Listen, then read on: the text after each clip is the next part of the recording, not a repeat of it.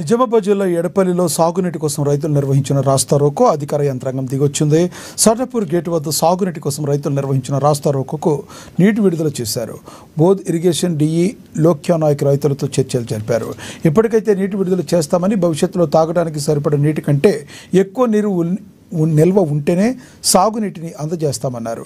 అయితే రైతులు ఒక ఒప్పంద పత్రాన్ని రాసి ఇవ్వాలని కోరారు. దానికి ఒప్పుకొని రైతులు ఆగ్రహానికి గురయ్యారు. పంట కాలంలో నిజాం సాగర్ డ్యాంలో నీరు నిల్వ లేనప్పుడు మాత్రమే నీటిని అడగమని వినతి పత్రంలో రాసి ఇచ్చారని తెలిపారు. రైతులకు సాగునీటిని అందించి రైతులను ఆదుకోవాల్సిన బాధ్యత ప్రభుత్వంపై ఉందన్నారు. లేదంటే రైతులు ఆందోళన బాట పట్టాల్సి వస్తుందన్నారు.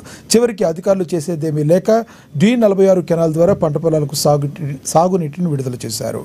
దీంతో రైతులు హర్షం వ్యక్తం చేశారు.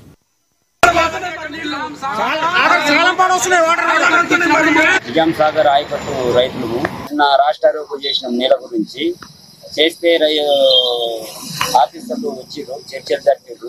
ఈ ఒక్క తడికైతే ఇయ్యగలుగుతాం, మళ్ళీ పంటలు పండిందాకంటే మా రాజు మా తోటి కాదని అంటారు.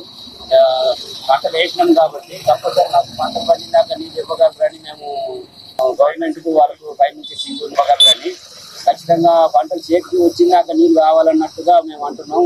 ఆఫీసర్లు ఏమో ఉన్న ఊరికైతే ఇవ్వగలుగుతాం, దాంట్లో మేమేం చేయాలంటారు.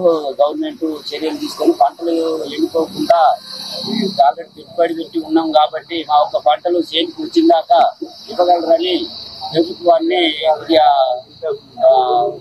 ప్రకటిస్తున్నాము.